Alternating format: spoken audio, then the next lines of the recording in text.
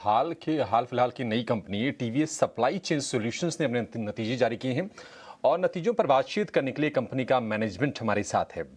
MD Ravi Vishwanathan और CFO Ravi Prakash Bhagavatula. I think मैंने सही से नाम लिया। दो रवि हमारे पास हैं। आप दोनों का बहुत शुक्रिया, स्वागत है टीनो संदेश पर। पहले एक्चुअली थोड़ा फाइनेंशियल्स की बात कर लेते हैं। तो रवि, आपके पास पहले आएंगे। हम देख रहे हैं कि आपका जो कारोबार है उसमें इंटीग्रेटेड सप्लाई चेन वाला जो सेगमेंट है उसमें तो हमने रेवेन्यू ग्रोथ हम देख रहे हैं, लेकिन नेटवर्क सॉल्यूशन वाला जो सेगमेंट है वहां पर हम तिमाही आधार पर और सालाना आधार पर, दोनों आधार पर गिरावट देख रहे हैं। सबसे पहले आप ये बताइए कि उसकी वजह क्या है और आप रिकवरी कब तक देख रहे हैं? Thank you.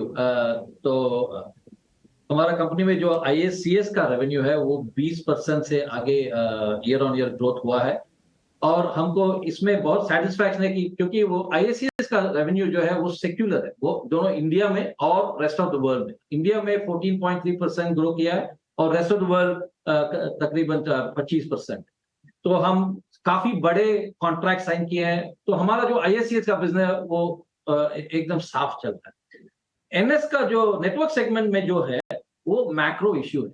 आप देखेंगे तो पूरे वर्ल्ड में सारे ट्रेड लेन्स में ट्रेड डाउन हो रहा है, meaning the volumes that are being pushed through has dropped dramatically in many of the trade lanes across the globe. Even if you take a country like India, which has exported, whose export revenues were very high last year, same time, in Q1 of this year, India reported a drop of almost 15% in our exports.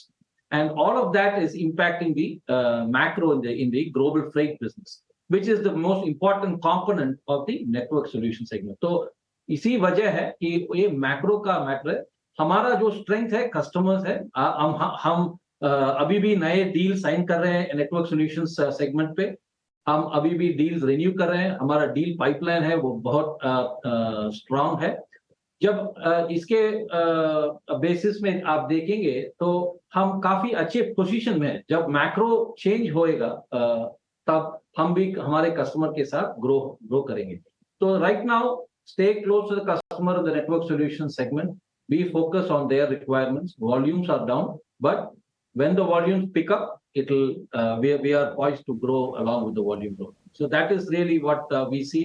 But Q1 has been a spectacular performance from where we see it today. ठीक है, Ravi Viswanathan sir, आपसे ये समझना चाहिए क्योंकि Ravi sir ने highlight किया freight वाला जो इशू है और हम देख रहे हैं कि ग्लोबल जो फ्रेट रेट हैं वो थोड़े से नीचे रही हैं, थोड़े से प्रेशर बन रही है। इसके चलते आपका जो फ्रेट वाला जो रेवेन्यू है उस पर भी हमने दबाव दिखा। तो आप आगे चलकर फ्रेट की दरें किस तरह से देख रहे हैं और जो अभी प्रेशर जो चल रहा है आपके कारोबार में उसमें रिवर्सल कब तक आएगा? पहला so this is Ravi Vishwanathan, this is Ravi Prakash. Sorry for confusion. दो रवि जब होते हैं तो ये प्रॉब्लम हो जाता है। So I'll ask Ravi Prakash, our CFO, to specifically answer that question. So ऐसा है, एक्चुअली कोविड के तरीके क्या हुआ था, सारे फ्रेट रेट्स एकदम बढ़ गए थे, ऑलमोस्ट डबल हो गए थे। अभी जो हम रेट देख रहे हैं फ्रेट रेट्स ग्लोबली, जहाँ इंडिया से भी है और बाहर भी, वो सब अभी कोविड के जो पहले था उस रेट पे और ऑलमोस्ट पहुंच गए। तो हमारा ये अंदाजा है कि आगे अभी जो रेट अभी चल रहा है ऑलमोस्ट उसी रेट पे आगे भी चलेगा, थोड़ा बहुत रेंज बाउंड रहेगा। सो हमारा कंपनी का फोकस है, ये रेट है उसका ऊपर हम लोग को वॉल्यूम बढ़ना चाहिए। तो हमारा जितना भी फोकस है कि कस्टमर को एंगेज करो, नए कस्टमर को साथ में लेके आओ और रेवेन्यू बढ़ो।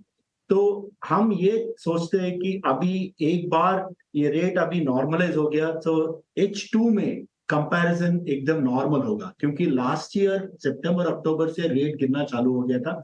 सो इस साल का सेकेंड हाफ में हमारा जब आप रेवेन्यू देखेंगे प्रायर ईयर का कंपैरिजन में नॉर्मल दिखेगा और ग्रोथ होगा वॉल्यूम का हिसाब से।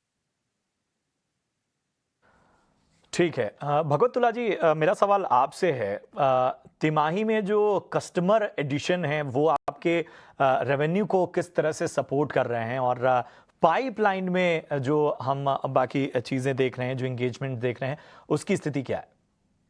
तो अगर क्वार्टर 1 में आप देखेंगे तो 255 करोड़ हमारा नया कस्टमर से हम लोग को रेवेन्यू मिला था। हमारे कंपनी की फोकस पिछले 3-4 साल से यही रही है कि हम नए कस्टमर से नए कॉन्ट्रैक्ट या नया कस्टमर से रेवेन्यू बढ़ाते जाएं। फर्स्ट क्वार्टर में 255 करोड़ मिला।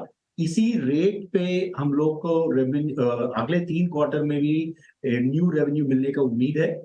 तो हम ये सोचते हैं कि इस साल इसी रेंज में कस्टमर का रेवेन्यू मिलेगा हम लोग। बिल्कुल। विश्वनाथन सर, मेरा अगला सवाल आपसे है। मार्जिन को देखें तो 6-7% की रेंज में रहा है।